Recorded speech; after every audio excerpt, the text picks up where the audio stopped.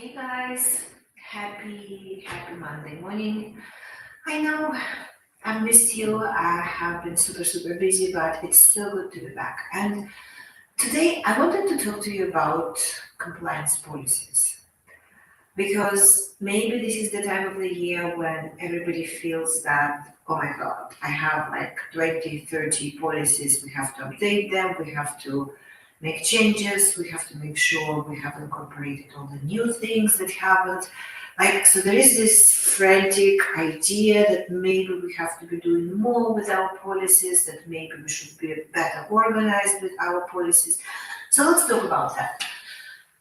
So first of all, as you probably remember, if you follow me for any amount of time, I feel like compliance should be adding value by helping the business grow, expand, save money, make money, help implementing strategic objectives, open doors, win partnerships, all that good stuff. So policies, with all due respect, is a formality, right? It's not something that is immediately or directly making money. So therefore, my overall approach and my take on policy work is that we shouldn't be making it too important.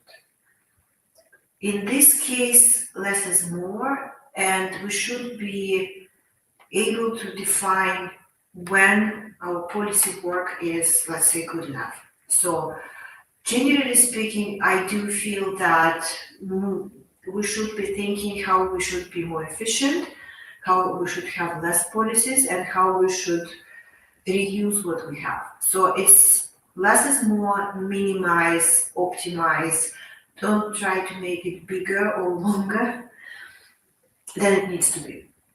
That's the first thing. And I would say let's start with the conversation about which policies should be at the group level or parent company level versus which policies should be local. Because I have met several compliance experts. Some of them are friends, some of them are students, some of them we work together on the same projects.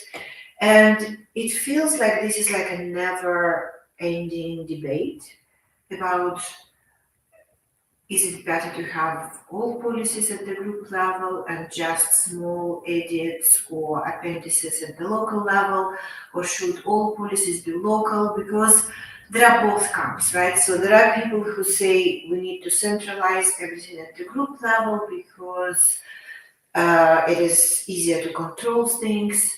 And at the same time, especially when you have local licenses, local compliance officers would say, we cannot just implement the group policies because our regulator wants references to local things. We have to do our own analysis. We have to assess our own risks. So it won't work for us. So here's my take. Hot take. I feel like policies should be managed and maintained at the level where you have the resources to do that. So, for example, if you have resources at the group level to implement your information security, access, permissions, whatever, technical settings, policies, it should be most likely a group policies. If you have at the central parent company level tools and people who could maintain registers of your conflicts of interest or gift policy or anti-bribery trainings or whatever you have, and this resource at the group level exists, it doesn't make sense to duplicate it at the local level. Plus, there are many policies, especially around like governance or like key principles that don't really require localization. However, there are several critical policies. IML is one of them. Outsourcing is a big thing. Sometimes risk, even though I have seen both cases. business continuity, disaster recovery, those should be local, right? Because you have local regulations, you have local resources, you need to actually tailor the provisions of these policies to the local requirements, and you're going to be audited based on what is happening locally. And if that is the case, it is my, I would say, strong conviction that these types of policies should stay locally. And the group doesn't even need to touch those. And here I kind of see the opposite pushback because there are people who work normally at the group level and they would say, no, no, no, no, no.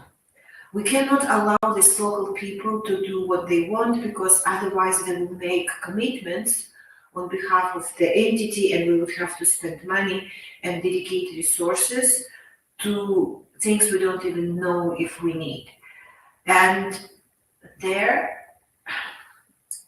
is a risk of A, micromanaging, and B, not giving the people what they need in order to comply with local requirements and have the sufficient autonomy. So, broad principle, or I would say the framework I would like to suggest about group versus local is wherever you have the resources to do that, or wherever you need to have the resources to do that thing, this is where it should stay.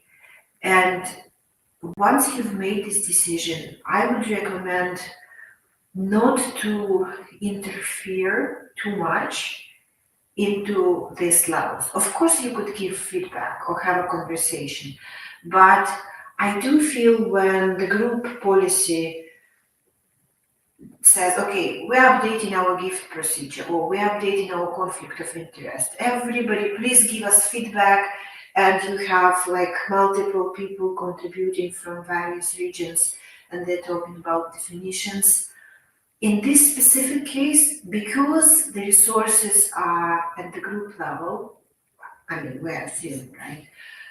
I feel like democracy would be overrated in this case. Simply because you may be overthinking, you may be making things too complex, your discussions could be too long. Just somebody, please, make the decision and run with it. You can have feedback, but if you have, I don't know, 10 meetings about updating two policies, you're going too far, and it doesn't need to be that way. And at the same time, when somebody local says, I don't know, we have DORA, we have MICA, we have something in Europe. We need to implement these provisions into our policies. And somebody, let's say in the US, says, this is too complex, we're not sure, can you go and negotiate exemptions? This is again not trying to make decision at the right level. To me, if you have to do it locally, just give the local people autonomy and resources to make it happen and don't make it too complex. So that's my think about local versus parent. And also people would say, like, how often do I need to update policies? And how much time should I spend like making it happen?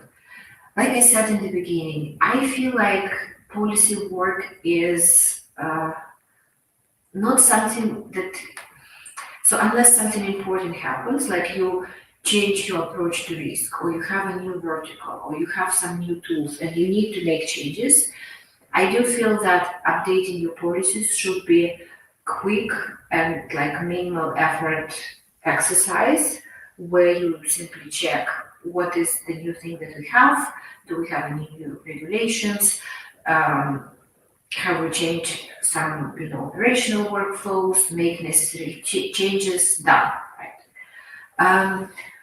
Because otherwise the risk is, for example, you would have some people responsible for scanning all regulations, or people are subscribed to regulatory notifications when, let's say, ESMA has been busy, right, in Europe, or European banking authorities. They have been like non-stop active, and they have published a lot of discussion papers and opinions and updates, and I lost track.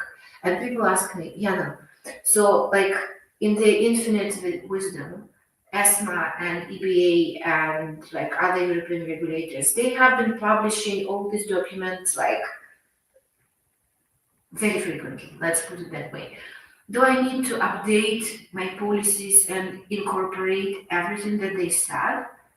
And I'm like, no, no. And okay, even let's say there is a risk that there is one provision that maybe it applies to you and you missed it.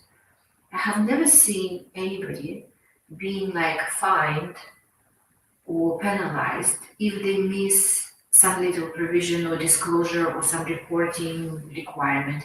Usually, if there is something big that you need to do, you will know because there would be direct requests from your regulators, from your auditors. So chances that you miss something super important are like close to zero. And if you miss some paragraph that you need to include into your annual reporting, you will say, well, oops, do it next time. So again, my advice, less is more. So that's the policies. Obviously, you do you, and maybe now is not the time of the year when you do it. A lot of people do it by the end of December, but many people, I would say, you have your schedule, which is great. Yeah, great. It doesn't need to happen in December. However, if obviously you're looking for an updated set of policies, we are doing our updates for our templates for all the policies that we offer. It's about 40 of them. They will be available by, I think, end of January, and we will run all the changes and checks and make sure that you have access to everything that you need. And because it's Monday morning and we need to, have some sense of humor, I just wanted to give you a couple of updates, like from me personally. So first of all, next weekend, I will be in Dubai and Abu Dhabi. I am for the first time attending the Formula One Grand Prix.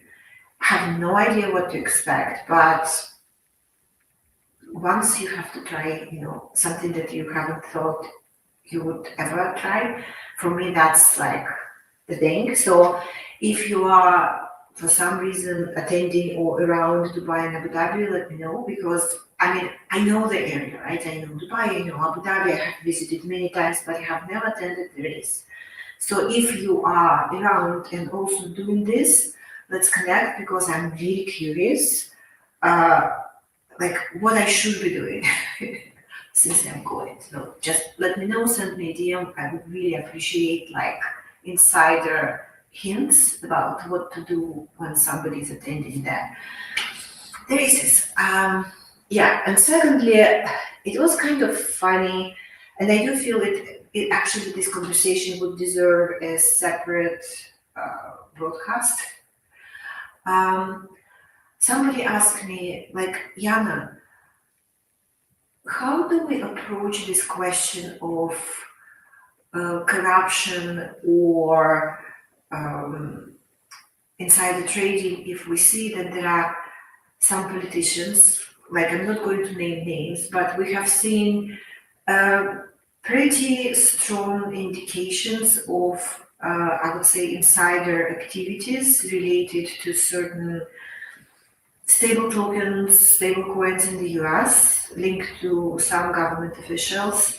And at the same time, we have this other corruption scandal going on in another country. And even though we have this corruption scandal and some people are forced to resign, certain European governments still say like, we should send more money there, which is like not what we have been trained as compliance professionals. And people are asking me like, Yana, should we change the definitions of what is insider trading, what is compliance? It feels like everything that is written in the laws and principles and FATF recommendations isn't applicable anymore. If the bigger you get, the more you kind of get the exceptions. And I do feel that it is a valid observation. Obviously, I don't have an answer, but speaking of policies and definitions, I do feel like companies will be expected to revise their own definitions and their own risk appetite where it comes to what we consider acceptable and not acceptable, because people make exemptions all the time. People see other people around doing things that are questionable. And yeah, I do feel like the whole profession, because it is becoming so political, in the sense that, like, if you are on one side, like, you cannot do things, and if you're on the other side, you're supposed to be doing things. And it's very confusing, and it also feels like you don't want to be manipulated. Like, you want to have good standards and some level of professional integrity. So it is a valid question. I don't have an answer, but I do feel that what is going to happen is that a lot of the like definitions and principles, depending on whether your company works like for the American parent or Chinese parent, or if you are in Dubai, whatever, people will deviate a lot. The people already deviate in terms of sanctions and like what is prohibited and what is allowed. And these differences, it feels like they will get bigger and more fundamental. And on this happy note, I have to finish. I want to wish you like a wonderful, wonderful week. Later today, if you still have time and you're interested, we are going to be talking about annual compliance reporting principles. And if you're not there, if you don't have the time, this workshop that I'm running in a few hours will be recorded, so you could join later. But if you still have the time, come join us at 1 p.m. Central European Time. We are going to have a lot of fun. Anyway, have a Monday and have a wonderful week, everyone. Bye.